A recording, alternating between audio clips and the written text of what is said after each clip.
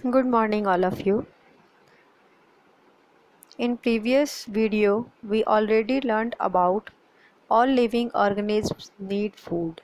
पिछले वीडियो में हमने यह जान लिया था कि जितने भी लिविंग ऑर्गेनिज्म हैं सभी को फूड की ज़रूरत होती है. But how can we provide food to a large number of people in our country. लेकिन क्वेश्चन ये है कि सभी के लिए फूड का अरेंजमेंट करना, वो भी लार्ज स्केल पे, वो कैसे हो सकता है. There is need of agriculture practices. वहाँ किस चीज़ की ज़रूरत है? एग्रीकल्चर प्रैक्टिस की, यानी खेती करने की ज़रूरत है. और खेती करने में किन किन साधनों की ज़रूरत होगी, कौन कौन से तरीक़ों को हम अपनाएंगे, उसके बारे में इस चैप्टर में हम सभी को जानना है. First of all we have to learn about what is crop.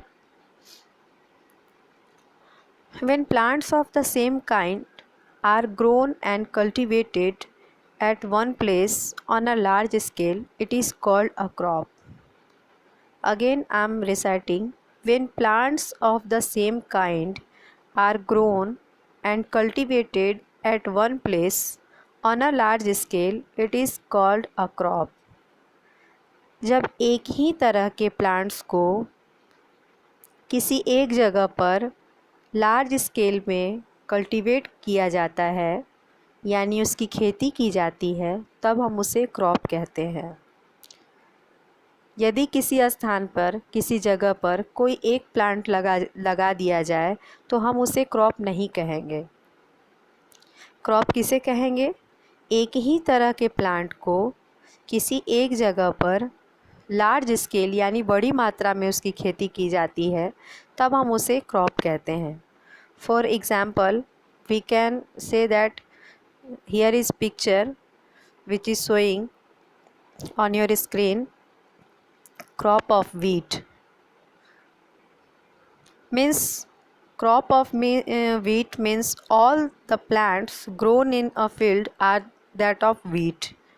कहने का मतलब है क्रॉप ऑफ व्हीट जैसे ही हम बोलेंगे तो इसके कहने का मतलब ये होगा कि उस फील्ड में जितने भी प्लांट्स लगे हुए हैं वो व्हीट के प्लांट होंगे. If I say crop of vegetable, that means all the plants that grown in a field are that of vegetable. अगर हम वेजिटेबल क्रॉप की बात करें तो कहने का ये अर्थ होगा कि फील्ड में जितने भी प्लांट लगे हैं वो सभी वेजिटेबल के प्लांट लगे हैं. You already know about that crops are of different types. हम सभी पहले से यह जानते हैं कि क्रॉप जो होता है वो अलग अलग काइंड का होता है, जैसे cereals, vegetables and fruits etcetera.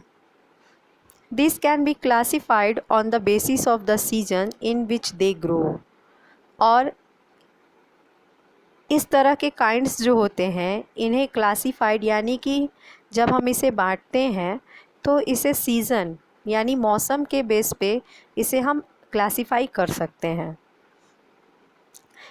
India जो है हमारा वो वास्ट कंट्री है. The climatic conditions like temperature, humidity and rainfall vary from one region to another reason.